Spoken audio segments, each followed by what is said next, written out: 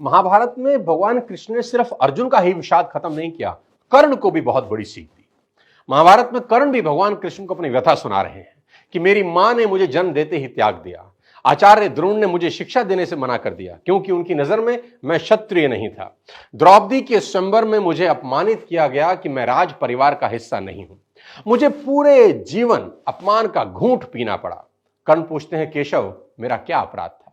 भगवान कृष्ण जो कर्ण को जवाब देते हैं, मुझे ऐसा लगता है कि यह जवाब 1000 करोड़ टीचिंग के बराबर है। यह जवाब सीखने के बाद आदमी के पास हर सवाल का जवाब मिल जाएगा। जी हां, कृष्ण मुस्कुराते हैं और जवाब देते हैं कि हे सूर्यपुत्र, मेरा तो जन्म ही कारागार में हुआ।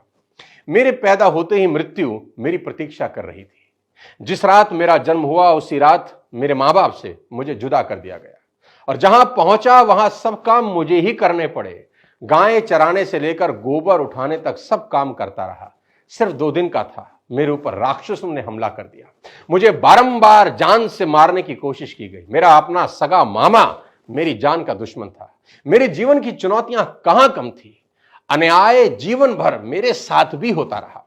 कृष्ण कर्ण को समझाते हुए बड़ी बात कह रहे हैं जो हमें सीखने की जरूरत है कि जीवन में आपका अपमान होता है, यह इंपॉर्टेंट नहीं है। इंपॉर्टेंट यह है आप उस अपमान का जवाब कैसे देते हैं। कर्ण जीवन भर अपने अतीत की कड़वाहट से भरे रहे, पर कृष्ण कभी अपने अतीत पर आरोप नहीं लगाते। कर्ण पीछे की ओर देखते हैं और कृष्ण आगे की तरफ। कुदरत ने दोनों के साथ अन्याय किया, पर कर्ण यह अन्याय कभी भूल नहीं पाए और कृष्ण को यह अन्याय कभी याद नहीं आया। एक ने अपने आप को क्रोध के विष से भर लिया और हीन भावना से भर लिया, और दूसरे ने स्वीकृति के अमृत से।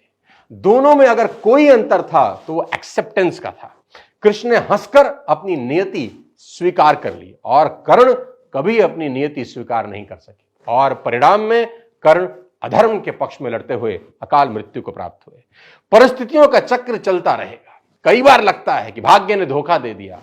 ये चुनाव हम पर है कि हम कर्ण की तरह रोएं या कृष्ण की तरह जीवन को उत्सव में बदल दें। जीवन में रोने के लिए नहीं, हंसने के कारण ढूंढने हैं, क्योंकि जीवन तो भगवान का भी कहां सरल था। जीवन है तो समस्या होगी ही, समस्या है तो हल भी होगा।